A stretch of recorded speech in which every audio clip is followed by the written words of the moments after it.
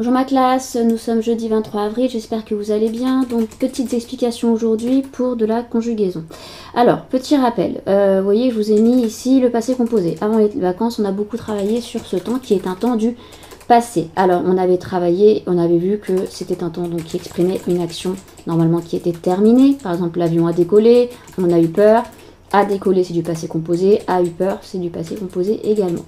On avait vu que ça peut être aussi une action qui avait commencé dans le passé et qui continuait dans le présent. Par exemple, je me suis tordu la cheville au sport d'hiver, c'est-à-dire que donc maintenant j'ai une attelle, ça veut dire que c'est pas encore guéri. Donc je me suis tordu, là aussi c'est du passé composé. Au niveau de la formation de ce temps, on avait vu que c'était un temps composé. Composé, c'est-à-dire qu'il y avait et un auxiliaire et un participe passé. L'auxiliaire, c'était ou soit l'auxiliaire être, ou soit l'auxiliaire avoir que l'on conjuguait au présent. Et derrière cet auxiliaire être ou cet auxiliaire avoir au présent, on ajoutait le participe passé du verbe. On avait travaillé donc sur ces participes passés. On avait vu pour les verbes du premier groupe, c'était simple. Les verbes du premier groupe, je vous rappelle, ce sont les verbes en ER. Leur participe passé s'écrivait toujours E accent aigu. Pour les verbes du deuxième groupe, les verbes en IR qui font ISSON, par exemple finir, finissons, choisir, choisissons. À ce moment-là, le participe passé s'écrivait I. Donc, ces deux groupes de verbes, c'était simple pour leur participe passé. C'était plus compliqué pour les verbes du troisième groupe parce qu'on peut avoir des écritures différentes. Par exemple, rire, son participe passé, ça sera ri, I. Mettre, le participe passé, ça sera mi, M-I-S. Dire, ça sera dit, D-I-T. Lire, ça sera lu, U. Faire, ça sera fait, F-A-I-T. Découvrir, ça sera découvert, E-R-T. Naître, ça sera né, E accent aigu. Vous voyez qu'on peut avoir une panoplie assez différente.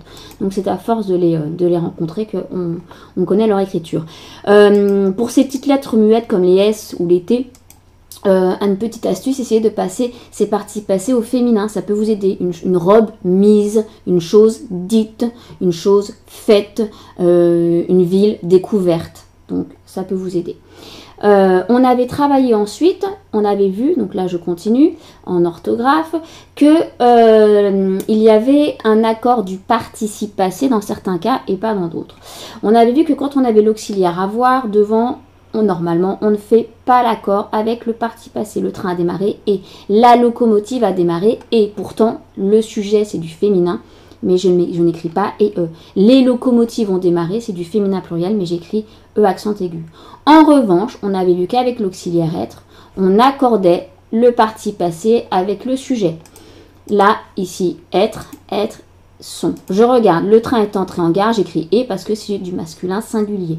La locomotive est entrée en gare, là je vais écrire et E. Pourquoi? Parce que j'ai l'auxiliaire être et j'ai du féminin singulier en sujet. Les locomotives sont entrées en gare, je mets EES parce que c'est l'auxiliaire être et mon sujet c'est du féminin pluriel. Donc voilà pour les révisions du passé composé qu'on avait beaucoup vu. Aujourd'hui, on va passer à un temps qui est très proche, c'est pour ça qu'on va l'étudier aujourd'hui là, c'est le plus que parfait. Alors, le plus que parfait, tout comme le passé composé, c'est un temps du passé. On utilise le plus que parfait pour parler d'une action antérieure. Antérieure, ça veut dire qu'il y a lieu avant une autre action qui se passe, toutes les deux dans le passé. Alors, j'explique un peu cette phrase. Par exemple, si je vous dis quand ma mère est rentrée à la maison, j'avais fini de ranger ma chambre. Ici, j'ai du plus que parfait. On va expliquer après comment on le forme. Ici, j'ai du passé composé. Là, vous le reconnaissez. Eh bien, qu'est-ce qui se passe ? La première action qui a eu lieu dans le passé, c'est d'abord de ranger ma chambre. Dans un premier temps dans le passé, j'ai fini de ranger ma chambre et ensuite, ma mère est rentrée. Donc, cette action-là, elle a lieu avant celle-ci. Et ces deux actions sont des actions qui ont lieu dans le passé. Deuxième exemple, j'avais terminé de manger lorsque mon frère arriva. Arriva avait terminé, ce sont deux temps du passé. Arriva, c'est du passé simple, on le verra bientôt. Et avait terminé, c'est du plus que parfait. Quelle est la première action qui a eu lieu dans le passé ? J'ai d'abord terminé de manger.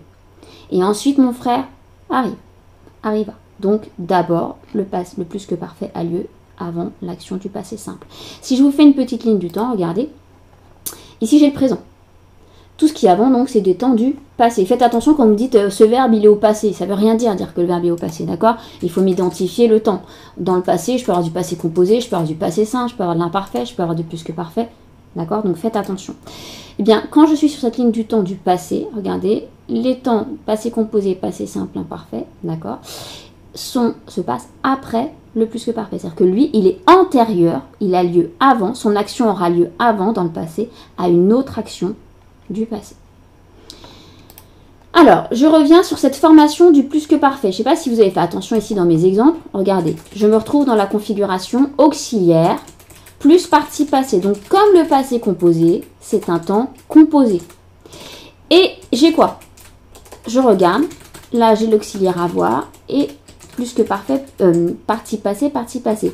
Et l'auxiliaire avoir, si vous regardez bien, là, avait, c'est un temps qu'on a déjà utilisé, c'est de l'imparfait. Donc, pour cette formation, c'est extra simple. Je reprends ou soit l'auxiliaire avoir ou soit l'auxiliaire être, mais cette fois, je ne les mets plus au présent. Je les mets tout simplement à l'imparfait tant que nous avons vu. Et ensuite, je mets derrière mon participe passé. Rien de changé pour les participes passés. Pour les verbes du premier groupe, ER, ça sera et. Pour les verbes du deuxième groupe, IR, ils sont, ça sera I. Et puis après, il y aura ceux du troisième groupe. Par exemple, pour le plus que parfait, j'avais chanté. Au passé composé, j'aurais dit j'ai chanté. Tu avais fini. Au passé composé, j'aurais dit tu as fini, pardon. Il, elle avait mordu, nous avions fait, vous aviez pris, ils, elles avaient vu. Donc vous voyez que là, j'ai repris là cette fois avec l'auxiliaire avoir, j'ai simplement mis mon auxiliaire à l'imparfait. Maintenant, j'ai fait des verbes qui se conjuguent avec l'auxiliaire être. J'étais venu, tu étais descendu me saluer, il, elle était monté dans la voiture, nous étions arrivés, vous étiez partis, il, elle était parti. Là, vous voyez que mon auxiliaire être, je l'ai conjugué à l'imparfait, tant que nous avons déjà vu. D'accord? Donc vous le connaissez. On se souvient, ce que je viens de récapituler tout à l'heure, c'est qu'avec l'auxiliaire avoir, je n'ai pas d'accord avec le participe passé. Regardez ici, je n'ai aucun E ou aucun S qui est apparu dans mes participes passés. En revanche, vous voyez qu'ici, je vous ai mis en rouge, de la même couleur que mon auxiliaire, pour montrer que c'est parce que j'ai l'auxiliaire être. J'ai fait mes accords. J'étais venu, si je suis un garçon, je mets U. Si le J apostrophe est une fille, je mets E. Pareil pour tu. Si c'est un garçon, U. Si c'est une fille, je mets un E. Il, je vais mettre E, alors que elle, je vais mettre E. Nous, si je suis un groupe de garçons, je vais mettre ES. Là, je fais l'accord. Si je suis un groupe de filles, je vais mettre EES. Vous, pareil.